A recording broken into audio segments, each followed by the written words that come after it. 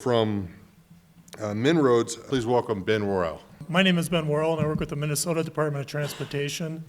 And today I want to talk a little bit about MnROAD, some of the work that's going on there, the national work, and then kind of hand it off to Adriana to talk about a lot of the pavement preservation efforts we're doing down at NCAT, but also in Minnesota. MnROAD, a little background. Are you guys all familiar with MnROAD? A few aren't. I guess MnROAD's been around for about 25 years. It's a full-scale testing facility for both concrete and asphalt, both new and rehabilitation.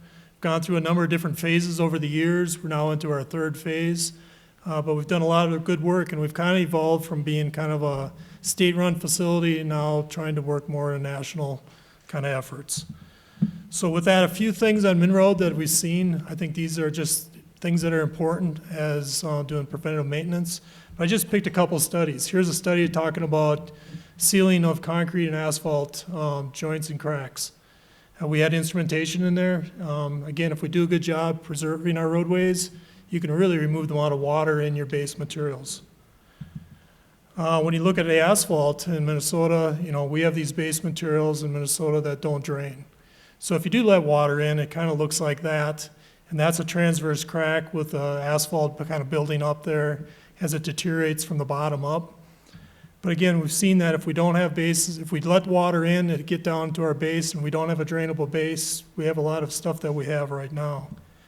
Same thing to do with the concrete. Again, the core that's shown with out the scoured area, that had a drainable base, whereas the one that didn't have a drainable base, you see the scouring that occurred. So we saw this on all our test sections at MnROAD over the years. Again, just pointing out some of the obvious. Some of the other things that we've been doing at Minnesota quite a bit, and I'm just touching on a few studies, but the whole idea of the new innovative grinds that have been developed over the years, taking results from Purdue University, bringing it out to industry, saying how can we actually do these grinds with the equipment that we have, then doing the grinds on small test sections like you see there, measuring the noise and different things that go onto it, but kind of developing these grinds that can be utilized throughout the country. Something we're real proud of that we've developed with the use of the MnROAD facility. A couple other things related to the MnROAD facility I think that's important is dull bar replacements, full depth repairs of concrete. We did a study. This was part of what MnDOT was doing with a lot of the other groups, but 2013 we went out there and did full depth repairs. And the whole big question there is how do you anchor those dull bars when you do these repairs? And so we've been seeing, we're going to get a report that's coming out this month, but we're seeing that first phase of it was a lab study, but the second phase we actually built test sections. And over the years now we've seen that the test sections, we had different matrix of different types of grouts, different things that are going on, different dull bar sizes. We're saying for these patches, we're seeing the 1-inch dowels work just fine. They work better than the 1.5 inches. We're also seeing that the Worel epoxy type of grouting system has worked the best for us also. Kind of a short, close by there was kind of the grout capsules. But a lot of this had to do with, I think when they're actually doing jobs, it's workmanship, making sure that they're actually grouting them or not. But here's some of the findings that we've seen with the test sections at MnROAD. Another big thing that's going on with MnROAD is the National Road Research Alliance. A number of different groups led by the Minnesota Department of Transportation. This is where we've kind of worked with our different partners in Minnesota. We're now working with a number of different associates. We have about 55, 60 different associates that join on for $2,000 a year to help us develop the research and then implementation that's going to be used regionally and nationally. And then here's are the states that are part of this. And these include 8 different states along with the Illinois Tollway is joining too. But through this, we were able to pull quite a few dollars together and develop a number of different projects. And I can't go over all of them, but if you would, take a look at them sometime on our website. The different teams that are developed for these different groups.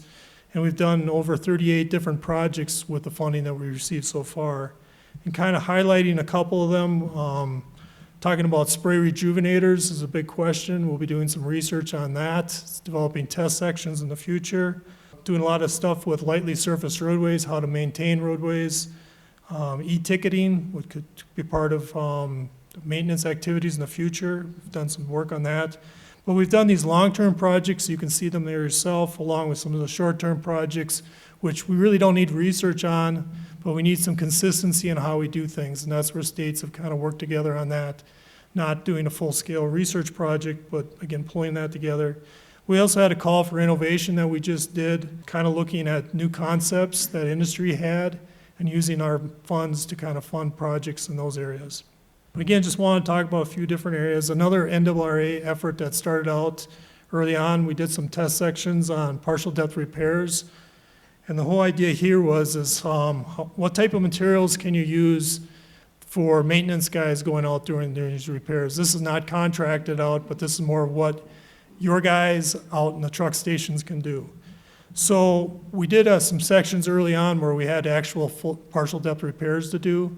But this is where we went through and we ground out specific areas on a good concrete road, which is kind of stupid, but good for research.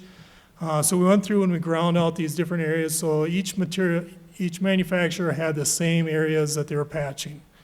And then they came in and helped oversee the work. And then we did those repairs with our maintenance guys. So you can see the locations. A number of different ways of doing that, putting those materials down. But we came up with a number of different materials that we've been using. I've seen, right now we're going to be doing a field visit. I was going to kind of show some of those results, but I'll hold off until we do the field visits. This next week we're having some. But we're seeing the cementitious products tend to be working, just probably the best ones out there right now, but we'll be getting some of those results and a report coming out soon. But again, this is on our NROAD website if you want to see more information on that and which products are working. But there are a lot of new innovative products, and again, this is a great place to test them. And I guess this is just what I said earlier about the different types of what's going on. And some of the different epoxy types, cementitious types, and kind of some of the behavior that we've seen from them. And then another thing I wanted to talk about is rejuvenators. And again, this might not pertain particularly to pavement preservation, but my point is that we've been doing some different things with rejuvenators. And I think what's interesting here is not only that we're doing these and trying to test them, because there are so many different types, but how we'll apply them later on to our spray-on rejuvenator test sections.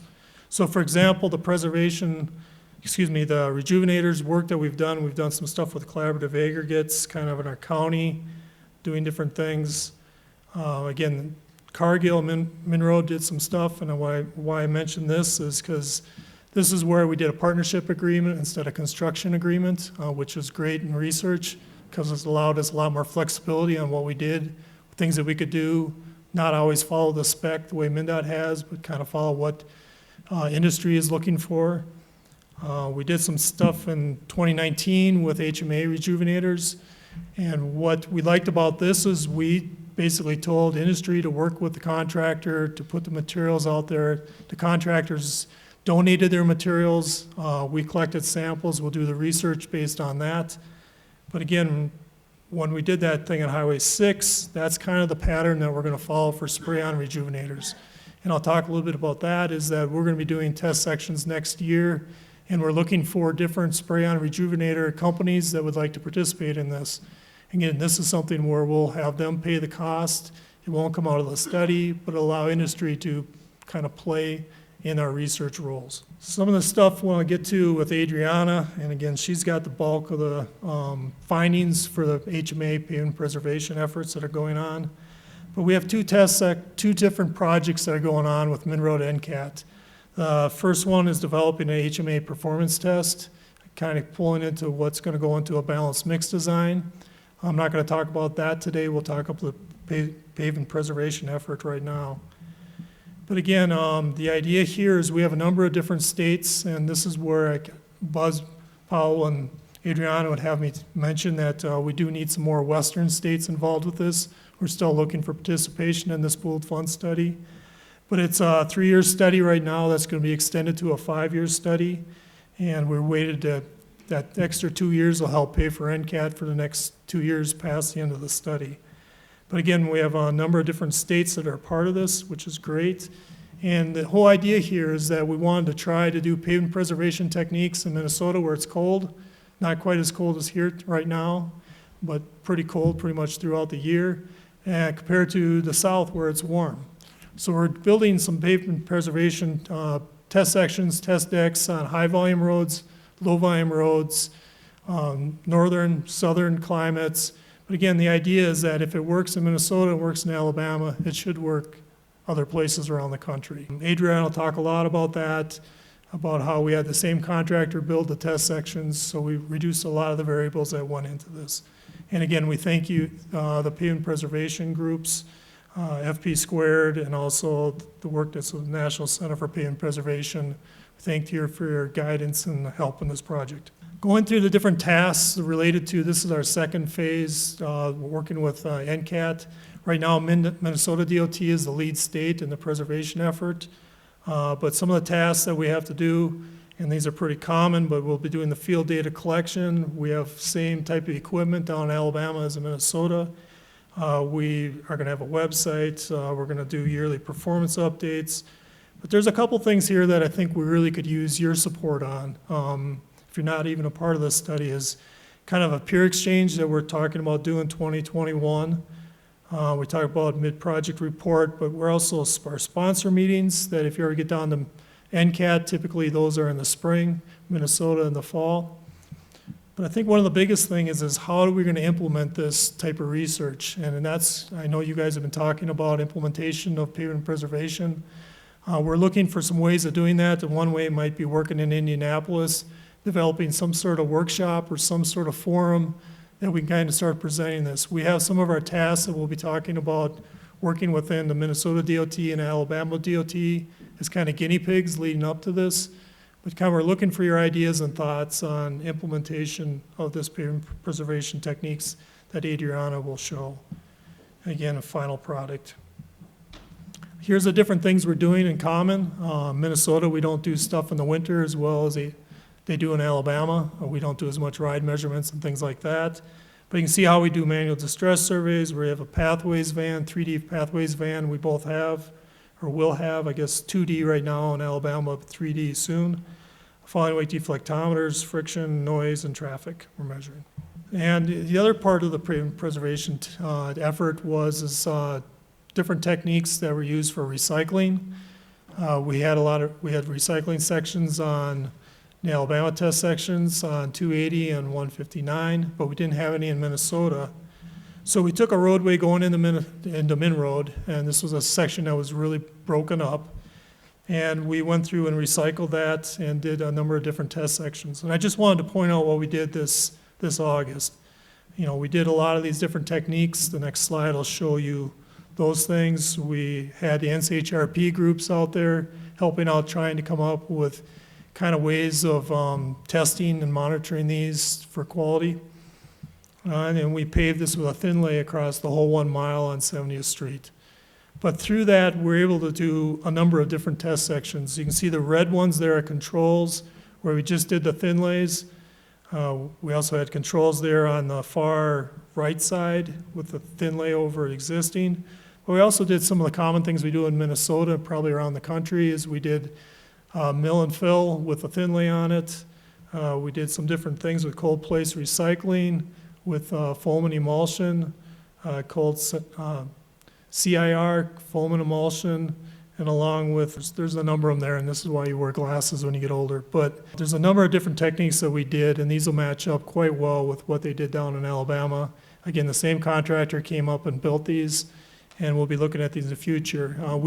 We're gonna work with hot in place recycling you don't see in there, and that's probably because this road was too far gone to even get to the hot in place recycling.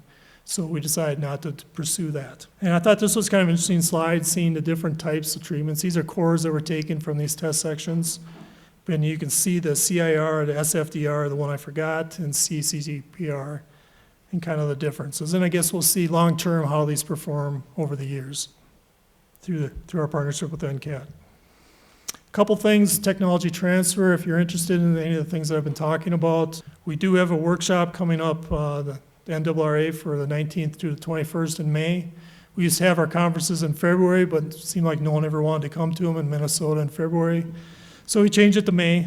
So if you're interested in that, let us know. Again, we worked for BIM for pavements last year, which is a nice topic. We're working on our topics for this year. We also have some research pays off seminars, third Tuesday of every month. We pick different topics of interest and we go through those. If you're interested in that, look at our website and get a part of that. We have newsletters that are out there. And again, the sponsor meetings that I talked about too with NCAD, MnROAD, you're welcome to those meetings along with those again that are in spring and fall of each year, going with that. So with that, I'd like to kind of hand it off to Adriana to talk about the actual performance of the test sections, the asphalt test sections that we have.